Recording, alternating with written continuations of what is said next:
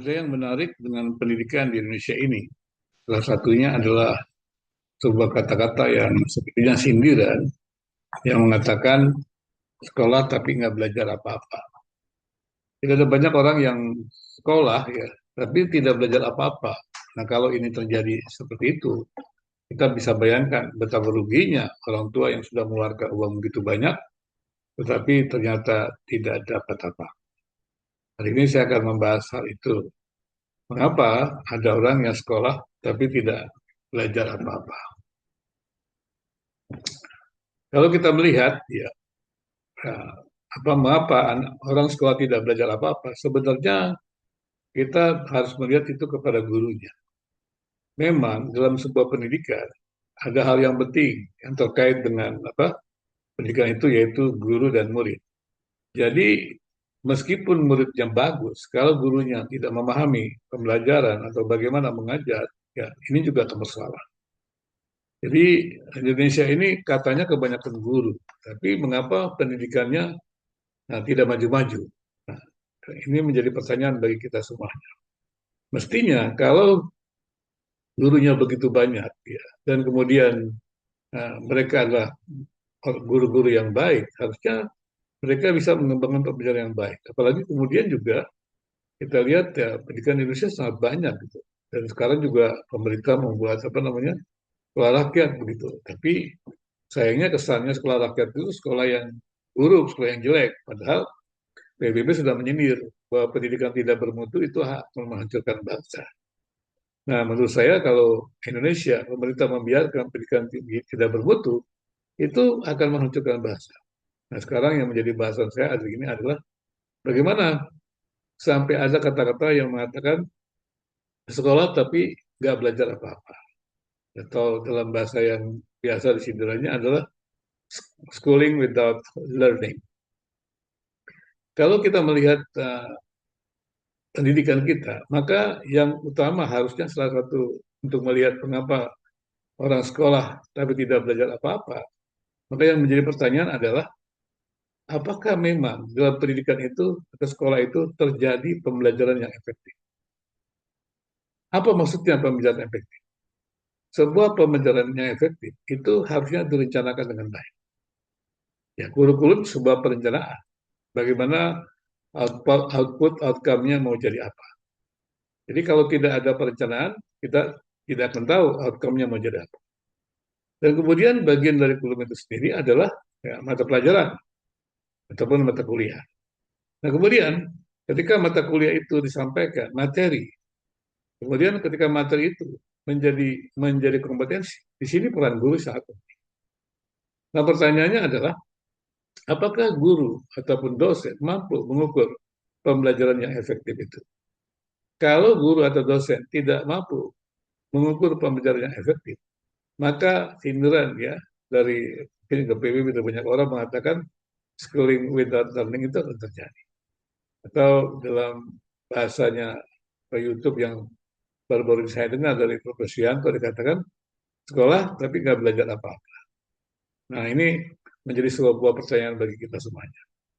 Jadi harusnya seorang guru mengerti bukan hanya bukan hanya dia lulus dari sebuah pendidikan, tapi dia mengerti bagaimana mengukur efektivitas pembelajaran itu sendiri. Nah, untuk mengukur efektivitas pembelajaran, yang pertama-tama adalah sebuah pembelajaran itu mesti ada tujuannya. Nah, tujuan ini dia harus bisa merumuskan dengan baik. Bagaimanakah merumuskan tujuan pembelajaran dengan baik?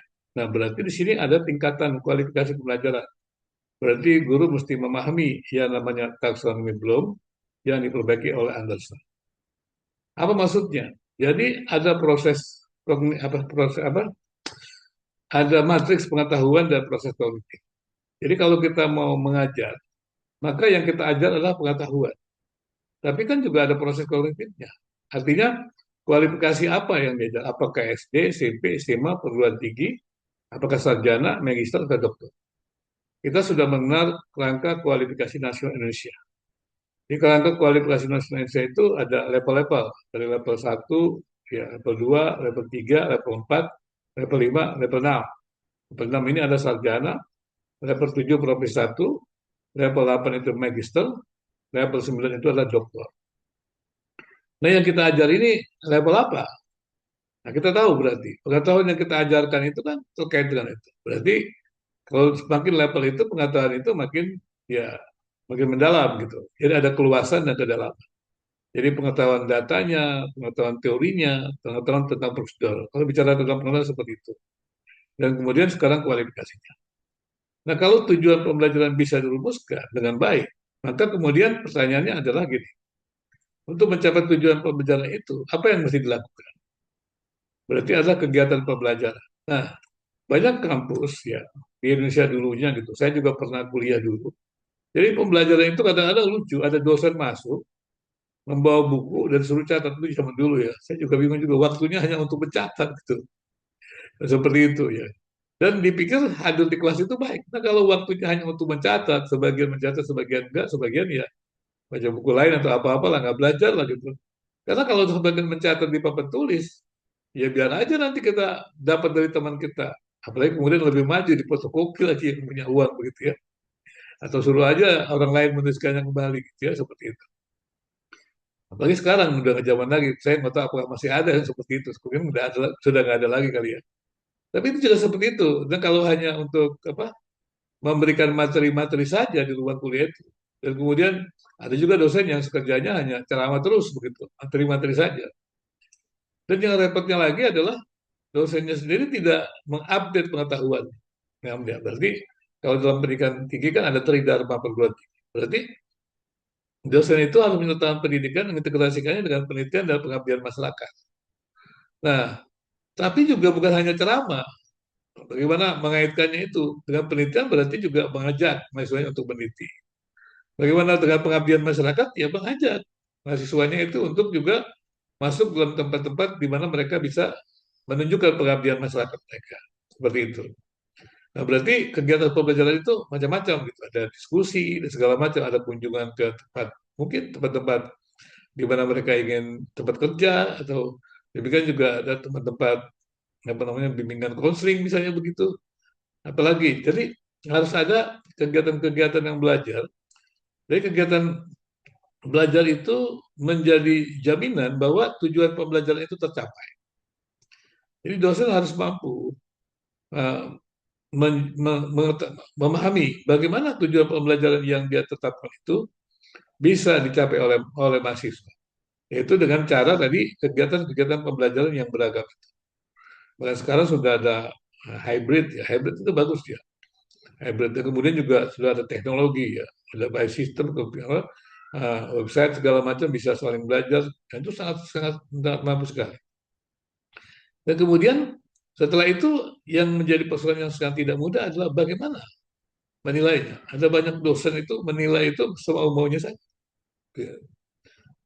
Dan apa namanya seringkali pernah saya dengar dosen mungkin dosen yang agak lampau kali ya. Tapi masih ada juga ketika ditanya besok dia akan bertes, Anda akan membuat soal tesnya bagaimana? Oh, saya akan memberikan tes yang saya tidak ajarkan di ruang kelas. Saya bilang gimana cara cara dia mengukur tujuan pembelajarannya dan juga kegiatan pembelajarannya mengacu kepada tujuan belajar. Sedangkan tesnya tidak tidak mengukur, tidak relevan dengan tujuan pembelajaran dan juga terkait dengan kegiatan pembelajaran. Nah, kalau ini yang terjadi adalah maka mahasiswa datang ke kampus, ya absen, ya nggak tahu kemana. Jadi mereka datang ke kampus, demikian juga mungkin ya siswa-siswa datang ke sekolah segala macam seperti itu ya. Jadi schooling without learning gitu. Jadi ke sekolah tapi mereka nggak dapat apa-apa. Dan juga banyak seperti itu dalam apa bukan hanya di apa di sekolah-sekolah dasar dan menengah, tapi di perguruan tinggi juga begitu. Ada yang sekedar menitip absen. Jadi ini kan persoalan ya supaya mereka bisa apa ya tetap lulus kan kalau dia tidak absen ya, atau absen lebih dari 3 kali dia tidak bisa ikut ujian. Tapi kan bukan bukan hanya sekadar itu yang menjadi persoalan. Jadi fokus mereka itu hanya di kuliah tatap muka begitu. Apa hanya mengukur bahwa kalau dia absen seperti asal bahwa dijamin bahwa mahasiswa itu belajar. Tidak juga gitu. Karena itu harus ada apa, ada proses mengukur pembelajaran yang efektif. Dan ini harus dipelajari terus. Dosen terus harus belajar. Jadi kalau kita belajar di kampus itu, sama hasil tidak dapat apa-apa, pantas saja. Kemudian mereka lulus dari apa program studi itu, mereka tidak bekerja. Ada 90 program studi ya yang diajar itu. Dan ini mesti dikaji lebih dalam. Kenapa mereka ditutup seperti itu? Kenapa prodi-prodi itu? Coba ya kampus-kampus ya, mahasiswa coba menggali lebih dalam pembelajaran-pembelajaran yang ada di program studi itu. Kalau pembelajaran-pembelajaran yang efektif yang terjadi di kampus itu, kan akan ada selalu usaha-usaha untuk mengevaluasi dan juga menjawab persoalan-persoalan yang terjadi di dalam luaran-luaran pendidikan ketika mereka bekerja. Sehingga kampus itu selalu mengalami perubahan-perubahan. Sehingga orang tidak datang ke kampus ya hanya untuk sekedar datang ke kampus dan kemudian dapat ya jasa gitu ya, dapat selembar kertas tapi tanpa kompetensi. So, kalau di dalam siswa ini sekolah datang ke sekolah tapi nggak belajar apa-apa gitu ya. Nah, ini kan persoalan. Kalau sampai seperti itu, ya bagaimana kita bisa maju seperti itu?